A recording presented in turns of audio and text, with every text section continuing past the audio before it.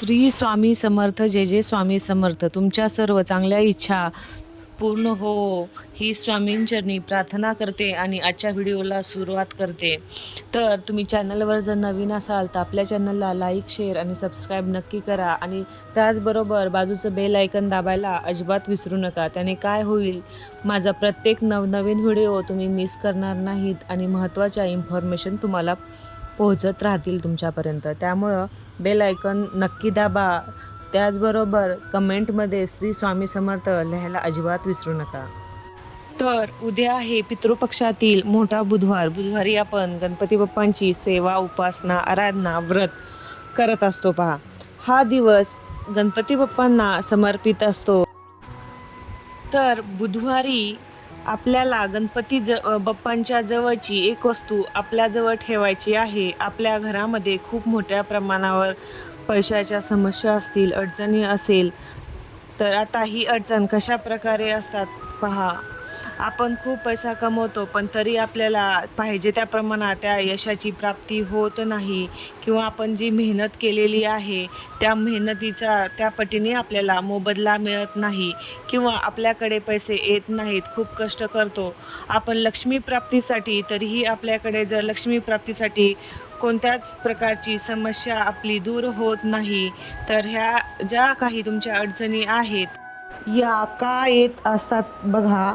आपल्या घरामध्ये वास्तुदोष, पितृदोष असतात आणि नकारात्मक शक्तीही आपल्या आसपास असते. त्याचबरोबर पहा, आपण सेवा करतो, उपाय करतो, भरपूर सेवा आणि उपाय आपण करतो, पण मनामध्ये कुठे ना कुठे किंतु परंतु किंवा अविश्वास आपल्या मनात थोडाफार येतो. त्यामुळे या सेवेचे, या उपायाचे फळ आपल्याला मिळत नाही. त्यामुळे आपल्याला आपल्या प्रत्येक कामामध्ये यशाची प्राप्ती होत नाही. तुम्हाला माहिती आहे, गणपती बाप्पा हे विघ्नहर्ता आहेत. गणपती बाप्पा हे संकटमोचक आहेत. गणपती बाप्पा हे बुद्धीचे देवता आहेत. तर अशा याच्या काही ज्या अडचणी आहेत आपल्या अवतीभोवती येत आहेत, तर त्या आपण गणपती बाप्पांना सांगितल्या तर कितीही मोठे तुमचे संकट असू द्या, ते तुमचे काही वेळातच दूर होण्याची ताकद गणपती बाप्पांमध्ये आहे, त्यांच्या सेवेमध्ये आहे, त्यांच्या जे आपण उपासना करतो त्याच्यामध्ये आहे. गणपती बाप्पा हे प्रथम पूजनीय आपण मानत असतो बघा. त्यांची पूजा केल्याशिवाय आपण कोणतेही इतर देवाची पूजा किंवा आपण कोणतेही उपाय हे करत नसतो. पहा, सर्वात पहिले आपण गणपती बाप्पांची पूजा ही करतच असतो. अगदी साधा आणि सोपा हा उपाय तुम्हाला उद्याच्या दिवशी म्हणजेच बुधवारी गणपती बाप्पांच्या जवळची एक वस्तू आपल्याजवळ उचलून ठेवायची आहे. कितीही दुःख असू द्या, कितीही दारिद्र्य असू द्या, ती दूर होण्यास मदत होईल आणि आपल्या घरामध्ये येणारी लक्ष्मी स्थिर राहील. 1,00,000 जर तुमच्याकडे पहा खूप सारा पगार येतोय आणि त्याच्यातला काहीही तुमच्याकडे शिल्लक राहत नाही, जे तुम्ही काही कमवलं आहेत ते तुम्हाला शेवटीपर्यंत म्हणजे महिन्याच्या शेवटपर्यंत तुमच्याजवळ काही राहत नाही, तर जे तुम्ही कष्ट करता त्याचा काही उपयोग नाही.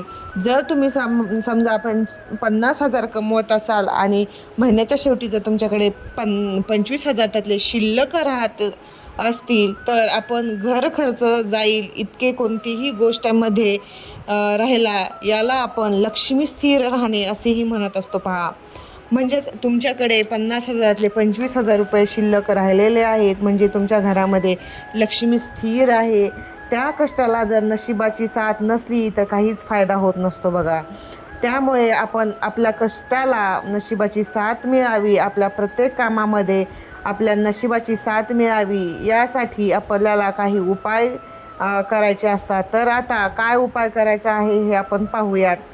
तुम्हाला माहिती आहे का, गणपती बाप्पांची जर आपण बुधवारी सेवा, आराधना, उपासना शक्य त्या ह्याने केली तर अशक्य हे गोष्टीसुद्धा शक्य होतात. त्यामुळे आपल्याला हा उपाय करायचा आहे. पहा, उद्या गणपती बाप्पांच्या मंदिरामध्ये जायचं आहे आणि गणपती बाप्पांच्या मंदिरामध्ये जात असताना 2-3 वस्तू तुम्हाला घेऊन जायच्या आहेत.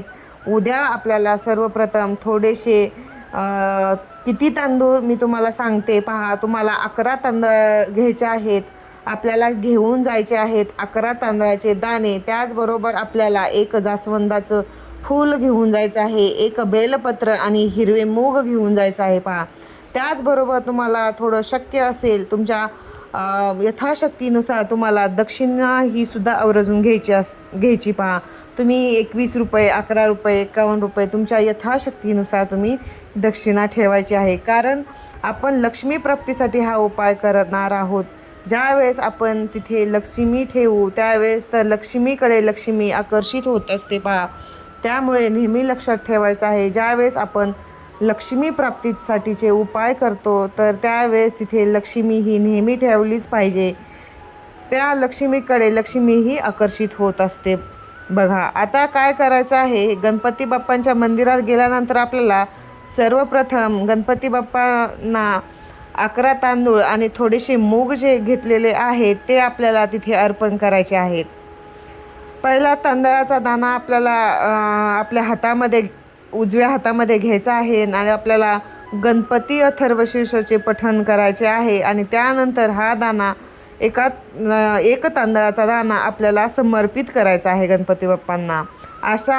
अशा पद्धतीने आपल्याला 11 वेळा करायचं आहे पहा. 11 दाणे अशाच पद्धतीने आपल्याला एक एक करून गणपती बाप्पांना समर्पित करायचे आहेत पहा. त्यानंतर आपण जी दक्षिणा घेऊन गेलेलो आहोत ना, तर ती दक्षिणा आपल्याला त्या 11 तांदळाच्या दाण्यासोबत ठेवायची आहे. ही 11 तांदळाचे दाणे, मूग आणि दक्षिणा सर्व आपल्याला गणपती बाप्पांच्या चरणाजवळ ठेवायचं आहे. आपली जी काही सेवा झाल्यानंतर आता सेवा झाली, आता आपण हे जे दाणे आपण अर्पण केलेले आहेत त्याचे काय करायचे पहा. तिथून तुम्हाला एक तांदळाचा दाणा हा उचलायचा आहे आणि आपल्याला घरी घेऊन यायचा आहे. आणि तो जो एक तांदळाचा दाणा आपण घरी आणलेला आहे तो तुम्हाला अशा ठिकाणी ठेवायचा आहे जिथे तुम्ही तुमचे तांदूळ वगैरे ठेवता त्या तांदळामध्ये तुम्हाला तो दाणा टाकायचा आहे किंवा ठेवायचा आहे. तुम्हाला माहीतच आहे, ज्यावेळेस आपण तांदळाचे उपाय करतो तर त्यावेळेस ते अतिशय प्रसिद्ध असतात, अतिशय कारागीर ठरत असतात पहा. कारण तांदळामध्ये साक्षात माता लक्ष्मीचा वास असतो.